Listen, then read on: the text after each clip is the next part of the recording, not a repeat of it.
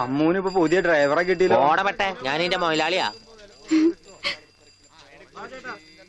മുല്ലപ്പൂ വേണോ? മുല്ലപ്പൂ നിക്ക്, 2 മുഴം എടുത്തോ. ഞാൻ വെക്കാം. ഹായ്, വൃത്തിയായിട്ട മണം.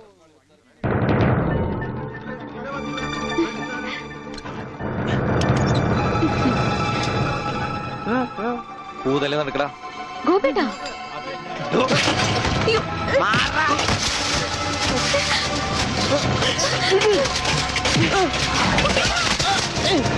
ഉണ്ണി,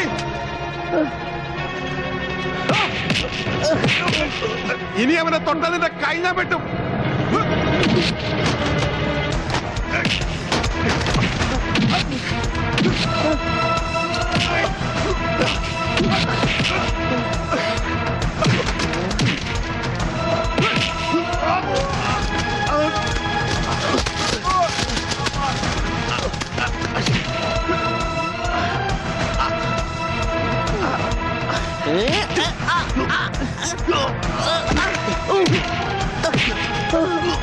അടിയടാ, അടി കോംപ്രമൈസ് ഇല്ല. എനിക്കൊന്നും പറ്റില്ല.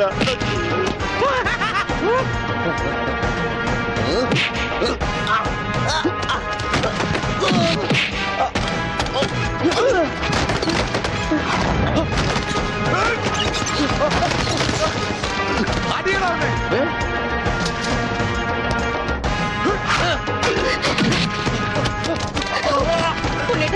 വേണ്ട, അവന്റെ തലക്ക് തരൂ. അയ്യോ അയ്യോ വേണ്ട.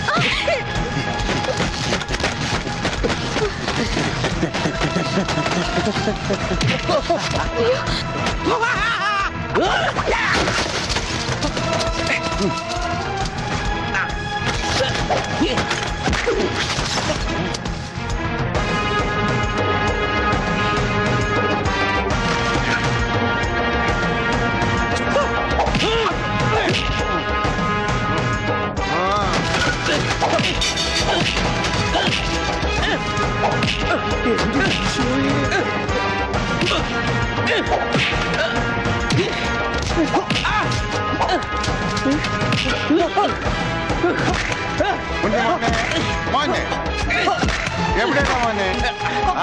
ഇവിടെയാണ് തല്ലി.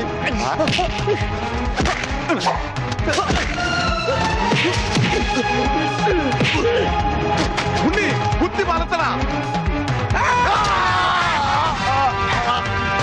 ഉണ്ണി, ഉണ്ണി, ഈശ്വര. ഇതെന്താ ചേനെ? ഇതെന്താ തക്കാളി? അയ്യോ, വെച്ചേക്ക് വളർത്ത. അടിയടാ.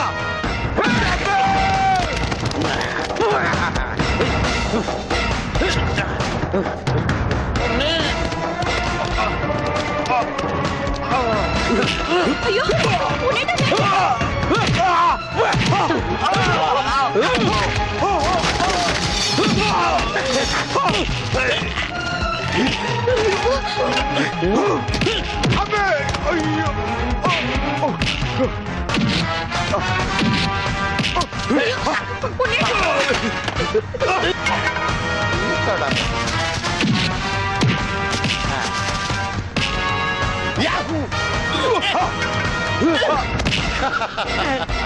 ബുദ്ധി വേണോടാ.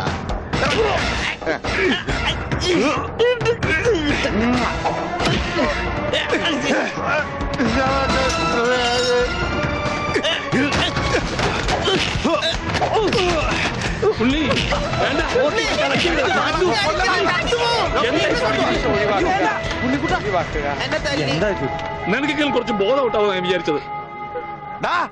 ഇതാരാണെന്നറിയോ? എന്റെ ശിഷ്യനാ. മാഷല്ല അപ്പുറം. ഞാനിവന്റെ ആശാനായിരുന്നു രക്ഷപ്പെട്ട്, മറിച്ച് ഞാനിവന്റെ ശിഷ്യനായിരുന്നെങ്കിൽ നിന്റെ പ്രസന്റ് സാർ. നടക്ക്.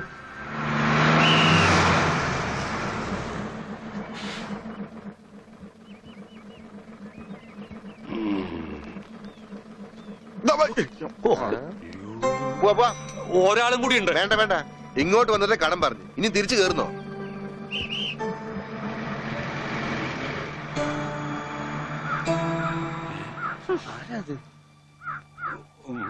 നമ്മുടെ പണിക്കരല്ലേ അത്?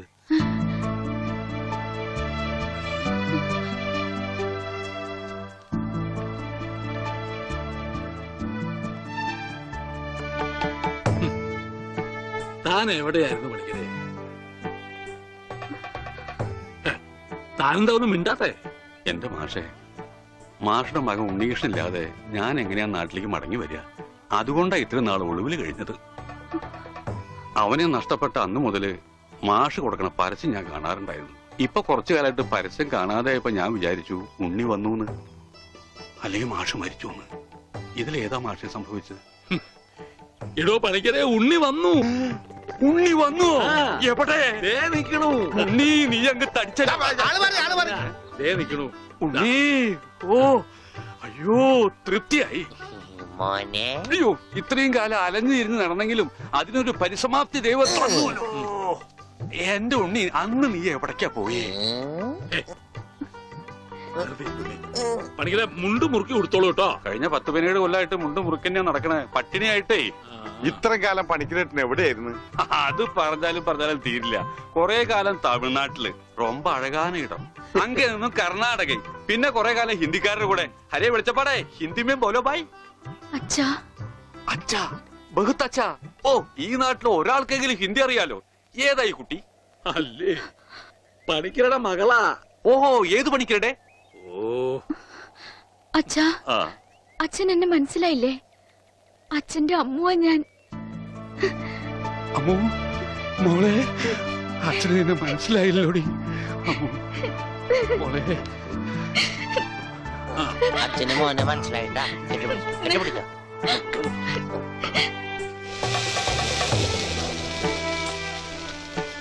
മോളെ ഒന്ന് വേഗാവട്ടെ, അവർക്ക് അവിടെ വിശന്നിരിക്കാവും. ഇപ്പൊ നമ്മളെ നാട് കണ്ടിട്ട് പണിക്കർക്ക് എന്ത് തോന്നണം? ഇത്രയും പുരോഗതി ഈ നാട്ടിനുണ്ടാവും ഞാൻ സ്വപ്നത്തിൽ പോലും വിചാരിച്ചു. ഞാൻ ഇവിടുന്ന് പോകുമ്പോ കോണവും പോലും ഉടുക്കാത്തവര് ഇപ്പൊ പാന്റ് ഇട്ട് നടക്കണു. ഇത്രയും പുരോഗതി ഇവിടെ ഉണ്ടാവാൻ കാരണം പണിക്കര് തന്നെയാ. ഇനി അതൊന്നും എന്നെ ഓർമ്മപ്പെടുത്തരുത് പത്രോസേ. ഉണ്ണി കൈവിട്ട് പോയ പിന്നെ അവനെ അന്വേഷിച്ച് ഞാൻ ഊര് തെണ്ടി നടക്കുകയായിരുന്നു. ഇപ്പൊ സന്തോഷായി, ഉണ്ണി തിരിച്ചു വന്നൂലോ. അതിനേക്കാൾ വലിയ സന്തോഷം ഈ കൊല്ലത്തിലെ പൂരത്തിന് പങ്കെടുക്കാനോ. എന്റെ പണിക്കരെ, താൻ പോയേ പിന്നെ പൂരം ഒന്നൊരു പൂരമല്ല. എന്നാ ഇത്തവണ നമുക്ക് പൂരം പൊടി പൂരാം. അതെങ്ങനെയാ? ആ, ഒരു നാടകം തന്നെ ആയിക്കോട്ടെ. അതൊക്കെ ഇനി നടക്കുവോ ചേട്ടാ? എന്താ നടക്കാതെ? ഒരു 9 നാടകം എഴുതി ഞാൻ പെട്ടിയിൽ വെച്ചത്. കർത്താവേ, 9 നാടകോ? പത്രോസേട്ടാ, അങ്ങനെയാണ് ഈ രാത്രി നവരാത്രി ആവും. എന്നെ ഗർഭരണിയാക്കിയിട്ട് നിങ്ങൾ സ്വന്തം ഭാര്യയുടെ കൂടെ ജീവിക്കാണല്ലേ? പറഞ്ഞു വരുമ്പോ എനിക്കാണല്ലേ കുറ്റം. തെളിവിനായി മീന്റെ വയറ്റിൽ കിടക്കണ എന്തെങ്കിലും എന്റെ വയറ്റിലെ കുഞ്ഞിനെ പറ്റി പറയുമ്പോൾ മീന്റെ വയറ്റിലെ കുഞ്ഞിനെ കുറിച്ചാണ് പറയുന്നത്. അവിടെ ഇരിക്കേ. ഒരു പ്രസ്റ്റേജ് എനിക്ക് ഓടാൻ തോന്നുന്നുണ്ട്.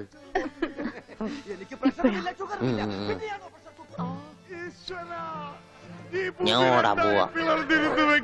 വേണ്ട ജനു, വേണ്ട. അതെല്ലാം പോട്ടെ, 45 രൂപ 50 പൈസക്ക് ബോംബെ ഡൈങ്ങിന് ഒരു ബെഡ്ഷീറ്റ് വാങ്ങിച്ചെന്ന് ഓർമ്മയുണ്ടോ?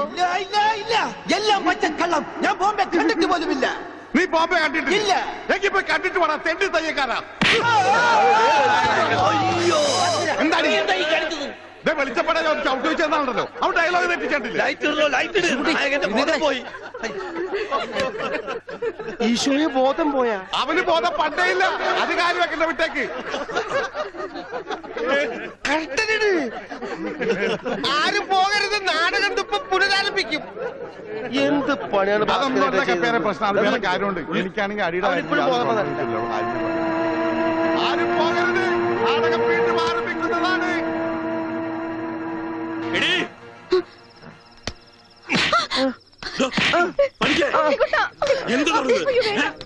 മനസ്സിലായില്ലേ? ഇവന്റെ അസുഖം എന്താണെന്ന് എനിക്ക് മനസ്സിലായില്ലേ? പണിക്കരെ, നിങ്ങൾ കാണിച്ചൊട്ടും ശരിയായില്ല. അത് പറയാൻ നീ ആരടി അസത്തെ? ഇങ്ങോട്ട് വാടി, നീ അങ്ങനെ കൊന്നുകളയും. അയാളെ തല്ലി. അച്ഛന് വേദന എടുത്താ കരയണ്ട കേട്ടാ.